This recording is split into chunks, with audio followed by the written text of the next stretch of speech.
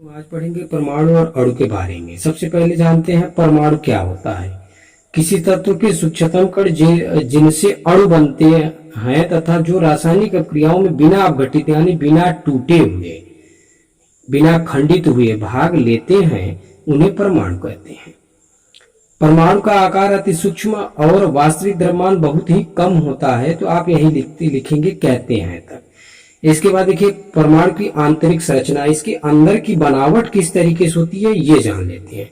परमाणु स्वयं विभिन्न प्रकार के अति सूक्ष्म कणों से बने हुए हैं जिनको अपरमाणु कण कहते हैं। इलेक्ट्रॉन को ई से दर्शाते हैं, प्रोटॉन को पी से, न्यूट्रॉन को एन परमाणुओं के मुख्य घटक हैं।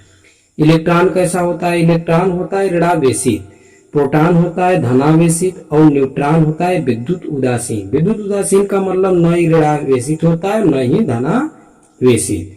इलेक्ट्रॉन पर इकाई ऋणावेशित यानी -1 और प्रोटॉन पर +1 स्थित होता है।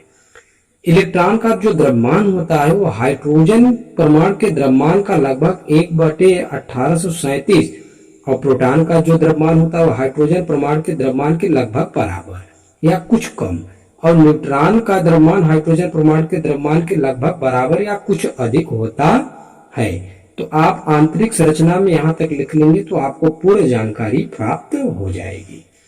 इसके बाद देखते हैं परमाणु क्रमांक। किसी वस्तु के परमाणु नाभिक पर स्थित धनावेश इकाइयों की संख्या को उस वस्तु तत्व का परमाणु क्रमांक यानी परमाणु क्रमांक को Z से प्रदर्शित करते हैं। दूसरे शब्दों में किसी तत्व के परमाणु नाभिक में उपस्थित प्रोटॉनों की संख्या को उस तत्व का परमाणु क्रमांक Z कहते हैं। उदाहरण के लिए जैसे क्या है, क्लोरीन का परमाणु क्रमांक 17 होता है। क्लोरीन आप जानते हैं उसका 17 होता है परमाणु क्रमांक।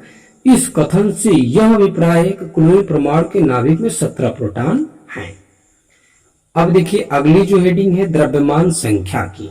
किसी परमाणु के नाभिक में उपस्थित प्रोटॉनों और न्यूट्रॉनों की संख्याओं का योग यानी प्रोटॉन को जोड़ लो और न्यूट्रॉन को जोड़ लो तो वो क्या हो जाएगी? द्रव्यमान संख्या। तो प्रोटॉनों और न्यूट्रॉनों की संख्याओं का योग उस परमाणु की द्रव्यमान संख्या A कहलाती है यानी A के बराबर होगी। उदाहरण के लिए जैसे कार्बन का 14 होता है, परमाणु के नाभिक में 6 प्रोटॉन और 8 न्यूट्रॉन होते हैं। 8 और 6 जोड़ेंगे तो आप 14 होगा।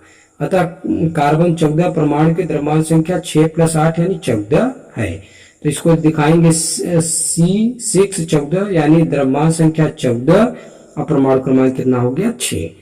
तो द्रव्यमान संख्या A बराबर नाभिक में प्रोटॉनों की संख्या Z, प्रोटॉनों की संख्या को Z से दर्शाते हैं, प्लस नाभिक में न्यूट्रॉनों की संख्या N। ये फार्मूला है, इसको आप लोग लिख लेंगे यहाँ तक।